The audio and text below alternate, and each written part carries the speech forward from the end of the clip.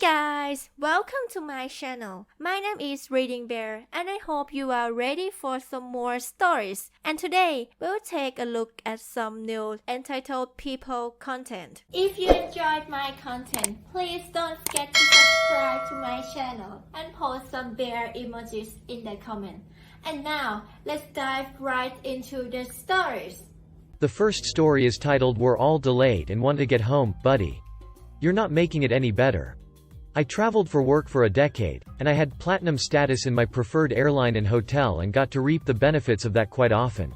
I was in the airline lounge bar at ORD so often waiting on the trusty flight back to my city that I had made friends with the Friday evening bartender.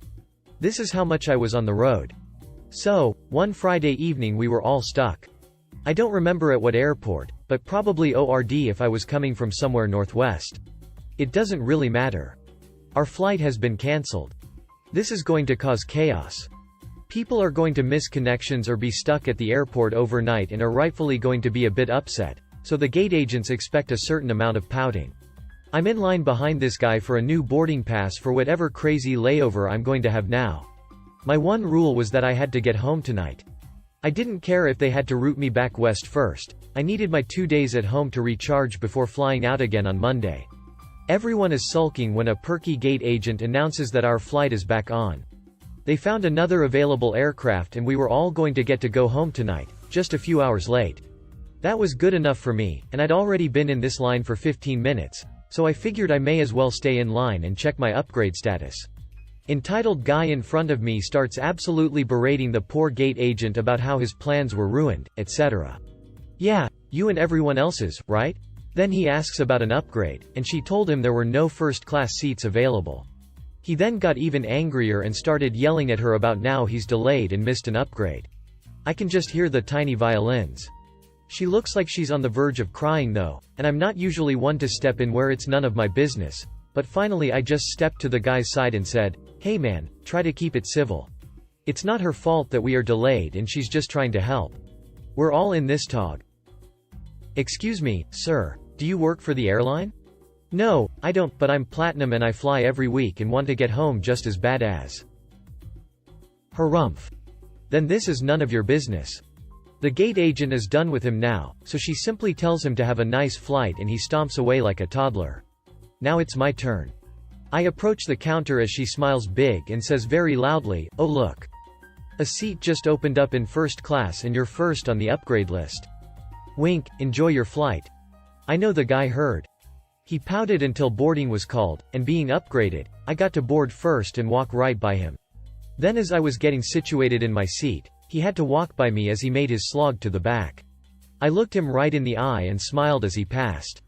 The next story is titled "Was I Wrong for Exposing My Sister-in-Law for Her Lies About Me?" I, F 30, and my husband, 33M, have been married for 10 years and together for 12.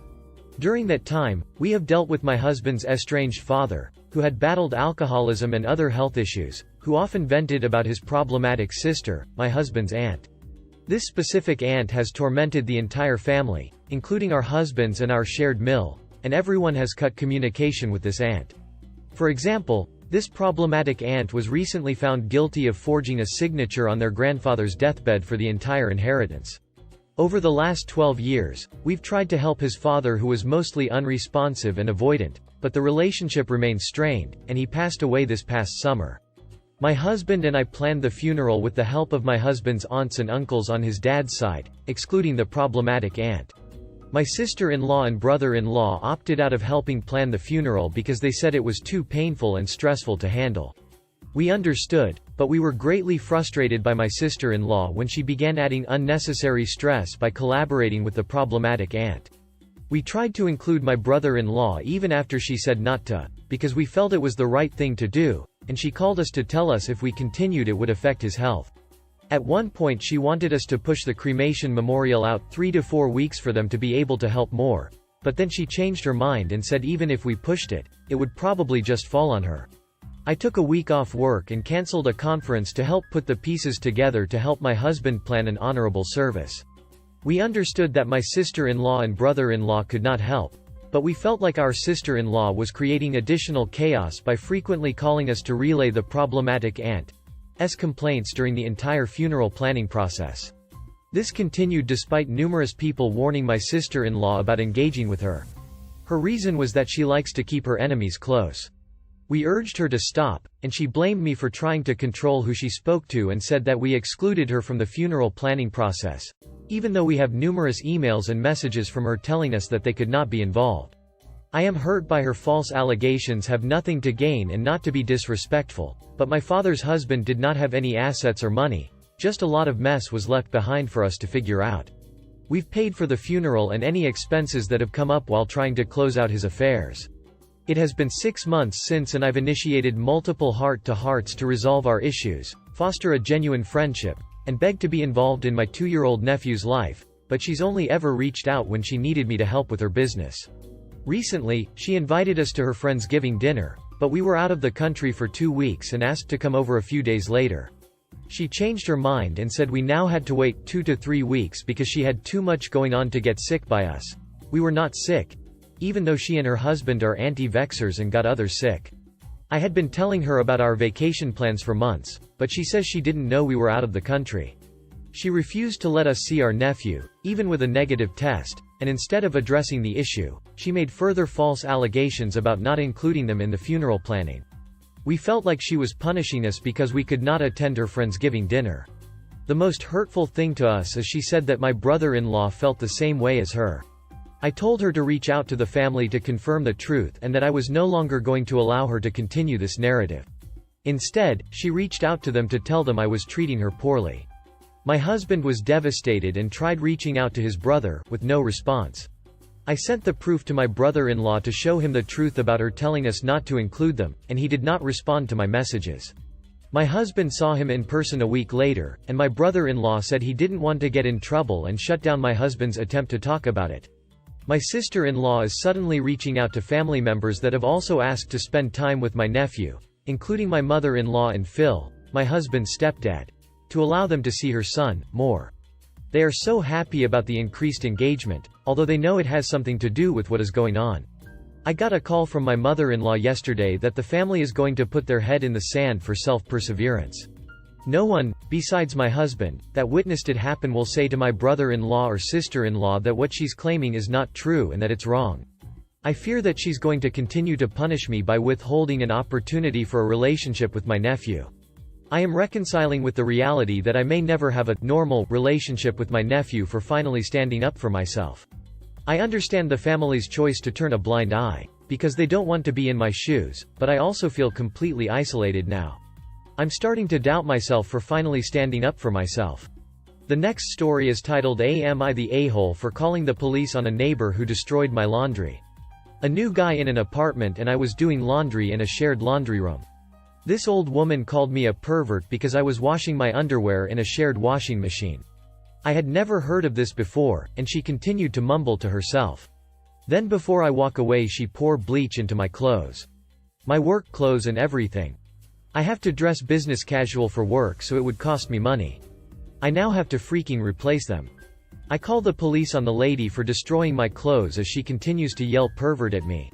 They come and say she's in some sort of mental distress and are familiar with her and she leaves in an ambulance. I contacted the landlord, who said he would replace my clothes, and I thought that was that until a woman confronted me for calling the cops on her mom and she was placed on a 72-hour hold.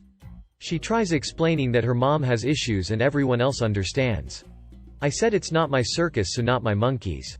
The daughter kept trying to talk to me and I told her to go away before I called the police on her as well. I contacted the landlord and I want out of my lease and I'm not living next to crazy bats. I feel bad because I have only been there less than 2 weeks, but this is more than I signed up for and some of the neighbors are being crappy to me about what went down with the old lady and her daughter. Comment said not the a-hole. You had no idea of knowing that this woman has mental health issues. Her behavior was very likely out of her control, but you handled it properly. What if she had thrown the bleach on you and it had gotten in your eyes or mouth? What if her behavior continued to escalate and she caused physical harm to other tenants or to herself? It's not this lady's fault that she has mental health issues. But you do not have to walk around on eggshells because of it. You have a right to use that laundry space to wash your clothes without fear of verbal or physical assault. Her family needs to get her more help. I hope you're able to find a more suitable living situation, but in the meantime, you are under no obligation to turn a blind eye on this lady's behavior." Another comment said, "Not the a-hole. The daughter is ridiculous. There is no way anyone should expect you to wash your underwear by hand or carry just your underwear to a laundromat to wash them. Everyone else understands" is not an acceptable response to someone destroying your possessions. The next story is titled Minimum Donation $100. Just happened and I thought it belonged here. Having a beer at the bar of a beach resort in the Bahamas. A middle-aged woman comes up to me and taps me on the shoulder. I turn around and she hands me a laminated card. My first thought is, wow, laminated, very nice, and then I read the text. "My name is Cheyenne. I am deaf and looking for sponsors for a hearing aid." At this point I'm buzzed enough that I feel like helping out and so grab $20 USD and try hand it to her. She shakes her head and taps lower on the card. Further down it states along the lines of, "To avoid difficulties I am only accepting donations starting at $100. I turn back and say, "Seriously?" To which she nods, which makes me pretty skeptical she's deaf. So I say okay, put the money back in my wallet and turn around. She taps me again and points at my wallet nodding, "Just tell her no," and she sighs and walks away. Bloody cheeky. The next story is titled Mother-in-Law Hates Our Christmas Cards. Both my mother and father-in-law express their antiquated views on societal gender roles every time they see me and my husband. Women are supposed to do X. Men should do Y, blah blah blah. Fast forward to this Christmas. We moved into a new house and sent Christmas cards with our new address. We hosted the in-laws, and upon arriving to our new house this year, the first thing my mother-in-law says to me is, "I noticed you put your name first instead of husband's name. The husband's name should always go first." I laughed and brushed it off because she's brought this up several times before. To prepare, I actually wrote my husband's name first on the Christmas gift label so I wouldn't have to hear her complain.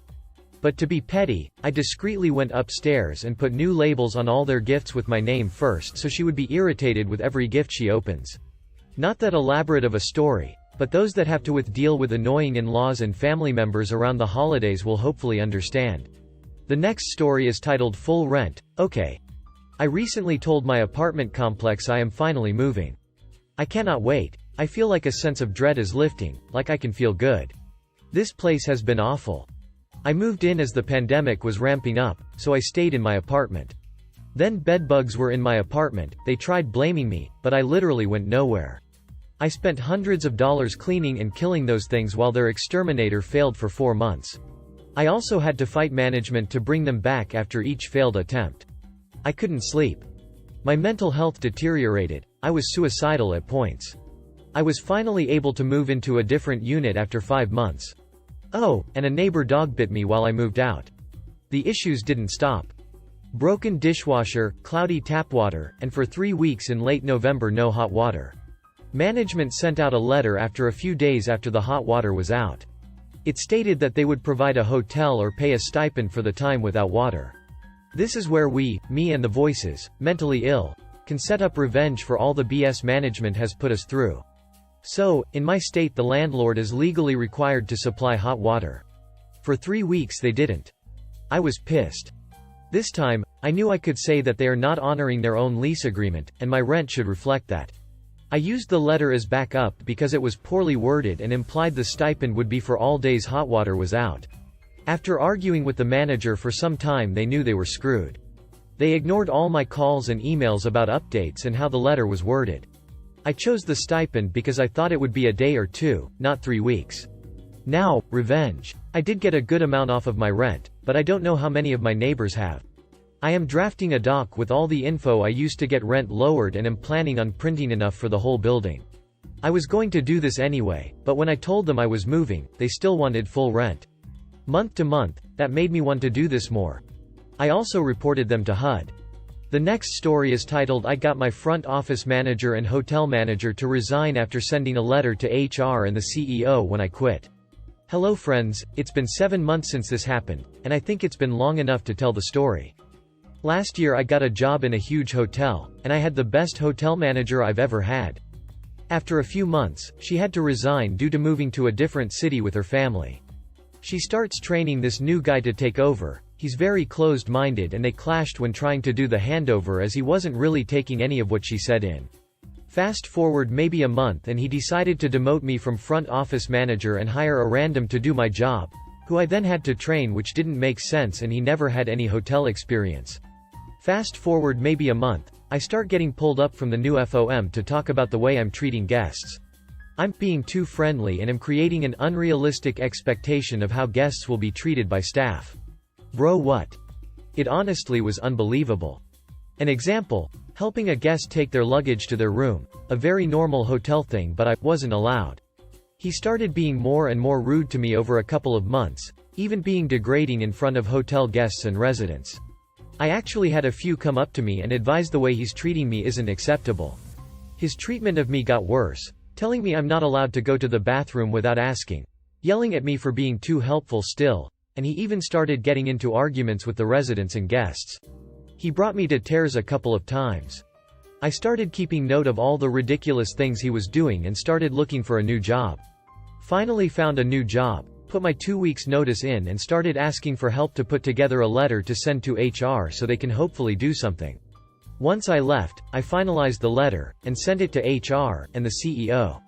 Didn't hear anything back for a while until I heard from a friend that worked in the same brand hotel, different location, that both the FOM and hotel manager resigned a couple of weeks after I sent my letter. I considered that a win. The next story is titled, "Where's My Ocean View?" Happy New Year everyone. Some backstory: I've been working at the same property for 5 years now and our property is in a touristy beach area. Now the number one draw is every room has a balcony with a direct ocean view. No side or partial views, only direct in your face views. In order to accomplish this, the entrance doors are facing the parking lot, so when you walk in you see the balcony and view dead in front of you. Had a guest come to check in, everything went smoothly. I gave them the keys and off they went. Not 5 minutes late they come to the desk, slam the keys on the desk and yell, "I was told we'd have an ocean view and I'm staring at a parking lot." I calmly said, "Sir, did you walk into your room? Because all of our rooms have a direct ocean view and balcony." He proceeds to tell me, "No, we didn't. We got to the door and turned around because all we saw was a parking lot." I told them to please go unlock the door and walk in the room and they will see they have exactly what they asked for. They went back upstairs and I didn't hear from them for the rest of their stay. The stupidity of some people still astounds me to this day. Like, my guy, just walk into the room before you come down to the desk and make an ass of yourself. If you enjoyed the video, please subscribe to the channel and post some bear emojis in the comments.